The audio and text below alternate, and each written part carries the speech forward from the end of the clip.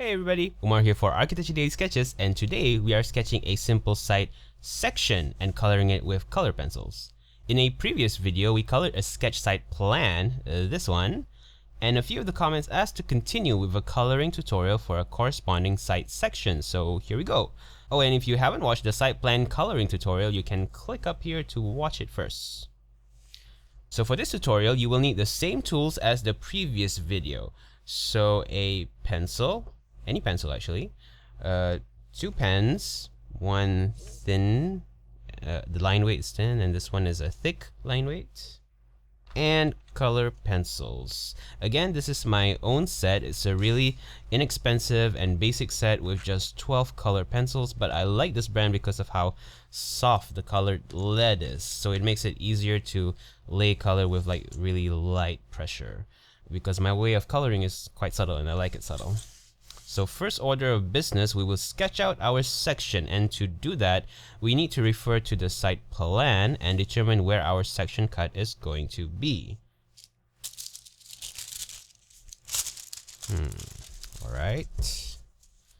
Now usually when we draw a site section, it's either because we want to describe the general condition of our chosen site, or to highlight certain special features on the site. You know, like if there is a hill or a water body. For example, our site here is some land next to a water body, so it wouldn't make sense if we chose a section that was just land or just water. It would make better sense to cut it across this way so that you can show both. Now, having said that, I think the most interesting geographical feature in this site plan is this here, this little inlet of water and this bit of land that's kind of jutting out like a really stubby peninsula. So it would be nice to show that, because I think that that kind of section could encourage us to come up with an interesting and dynamic build proposal. Anyway, because of that, I think it would be best to actually cut the section diagonally to adequately show this feature. I think from here to here, most likely. So yeah, and it will be looking this way. So I'm cutting it here. Now we use this section cut line as a reference to sketch out the site section. You can use a ruler if you want to maintain accuracy, but I think I'll just try and eyeball this.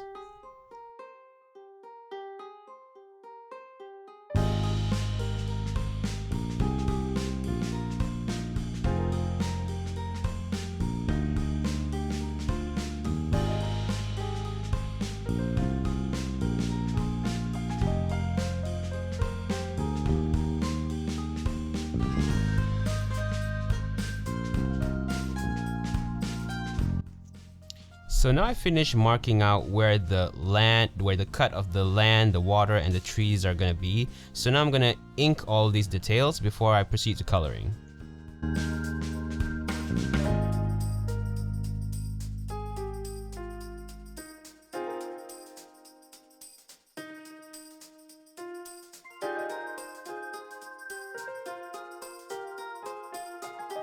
So now I'm going to choose the color pencils for this. Again, for the trees, we'll just use for all the vegetation, we'll just use these three colors. For the water, we will use these colors. And we will use brown and black for the cut section of the soil. We're going to use a lot more of this. First, I'm just going to overall wash this. Okay guys, some of you may notice that all of my lines are of the same line weight. It's because I'm going to color it in with the color pencils, and some of that color might smudge onto the line weight. So I fixed the line weight as a last step so that it will look a lot more crisp.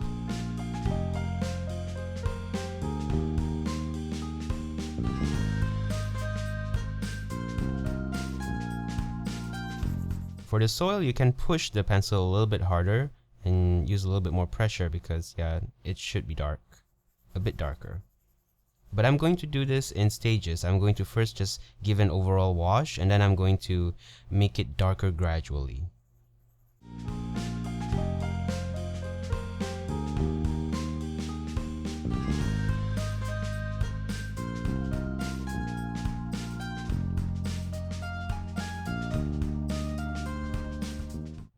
I will be building up the colors gradually, much like how I did with the side section drawing.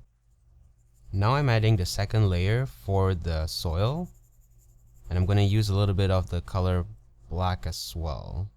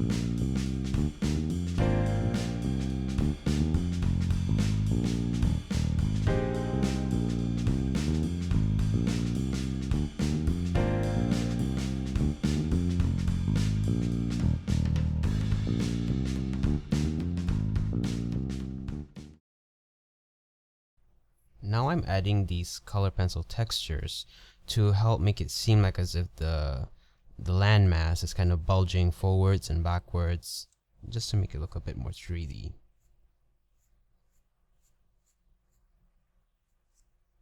And it will also simulate some shadow as well.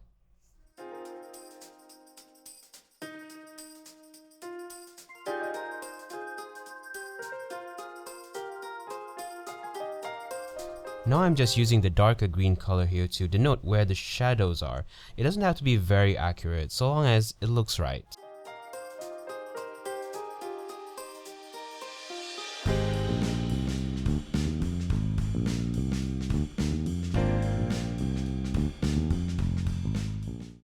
For the background vegetation, I'm not going to add any shading or anything. It's just going to be one flat, subtle wash of this light green color.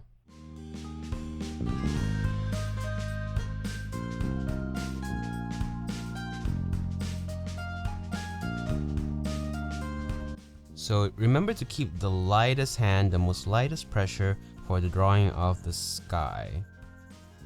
You just want a light gradient.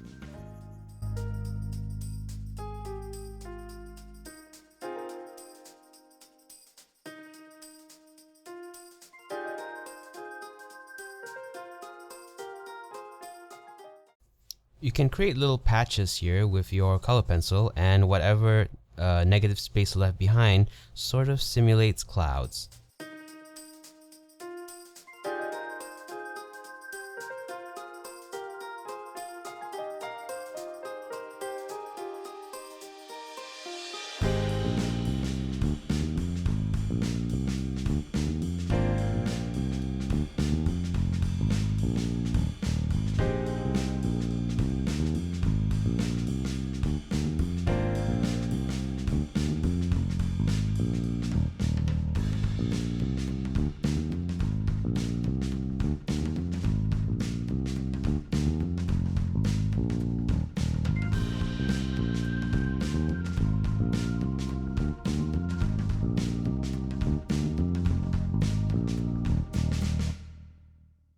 And so we are done. We have our site plan and our site section.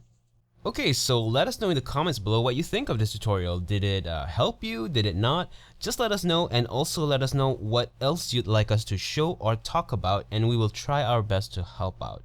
So like this video, share it with your friends, and subscribe and click the bell icon to enable notifications so you will be notified each time we upload a new video. Thank you so much for watching, and I will see you in the next video.